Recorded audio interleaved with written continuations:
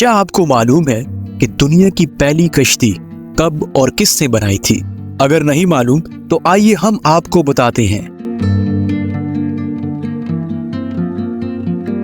ہزاروں سال پہلے کی بات ہے۔ اللہ کے نبی حضرت نوح علیہ السلام کا زمانہ تھا۔ آپ اپنی قوم کو دین کی تبلیغ کرنے اور ان کو سیدھی راہ پر لانے کی کوشش میں مصروف تھے۔ 950 سال تک آپ تبلیغ کرتے رہے، لیکن 80 افراد کے علاوہ کوئی بھی ایمان نہ لایا۔ جب آپ اپنی قوم کے ایمان لانے سے نا امید ہو گئے تو اللہ نے آپ کی قوم پر آنے والے طوفان کی خبر دی۔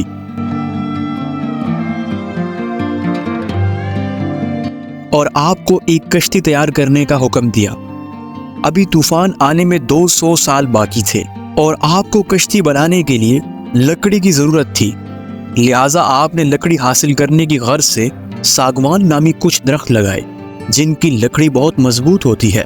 یہ درخت 100 سال میں تیار ہوئے۔ اس کے بعد آپ نے ایمان لانے والوں کے ساتھ مل کر دنیا کی پہلی کشتی بنانے کا کام شروع کر دیا۔ اس دوران آپ کی قوم کے برے لوگ آپ کو طرح طرح سے ستایا کرتے اور دل دکھانے والی باتیں کرتے تھے، لیکن آپ صبر سے کام لیتے رہے اور ان لوگوں کی باتوں پر توجہ دیے بغیر کشتی کی تیاری میں لگے رہے۔ پتہ ہے دنیا کی یہ پہلی کشتی کتنے عرصے میں تیار ہوئی؟ شاید آپ کہیں گے کہ 1 سال یا پھر 2 سال۔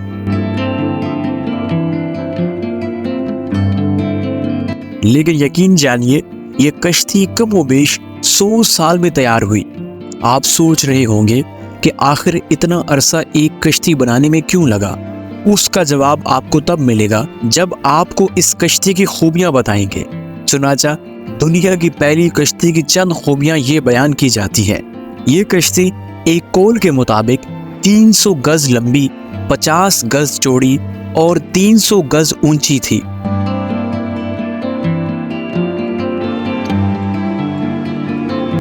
کشتی کے آگے کا حصہ مرغے کے سر جیسا اور پچھلا حصہ مرغے کی دم جیسا تھا، جبکہ نیچے کا حصہ کسی پرندے کے پیٹ کی طرح تھا۔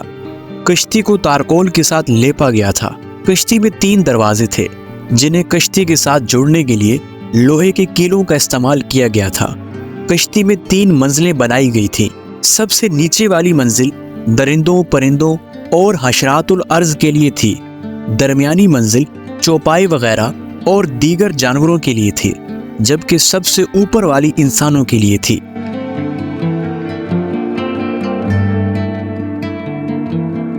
یہ تو آپ نے سن لیا کہ یہ کشتی کتنی شاندار اور بے مثال تھی، لیکن جو طوفان آنے والا تھا وہ بھی کئی گنا خطرناک اور ہولناک تھا۔ اس طوفان کے آنے کی نشانی یہ تھی کہ حضرت نوح علیہ السلام کے گھر کے تندور سے پانی ابل کر باہر آنے لگے گا۔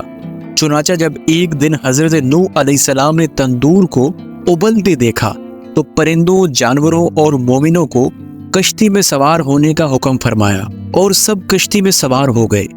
طوفان کی شدت میں اضافہ ہونے لگا۔ اتنی زوردار بارش ہونے لگی کہ زمین کئی جگہوں سے پھٹ گئی اور اس میں سے بھی پانی نکلنے لگا۔ 40 دن تک یہ بارش ہوتی رہی، یہاں تک کہ 40 گز اونچے پہاڑوں کی چوٹیاں بھی پانی میں ڈوب گئیں۔ کشتی میں موجود افراد کے علاوہ کوئی زندہ نہ بچا۔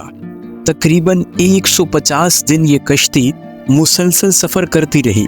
آخرکار یہ طوفان تھم گیا اور 10 محرم الحرام یعنی عاشورہ کے دن یہ کشتی عراق میں موجود جودی پہاڑ پر پہنچ کر ٹھہر گئی۔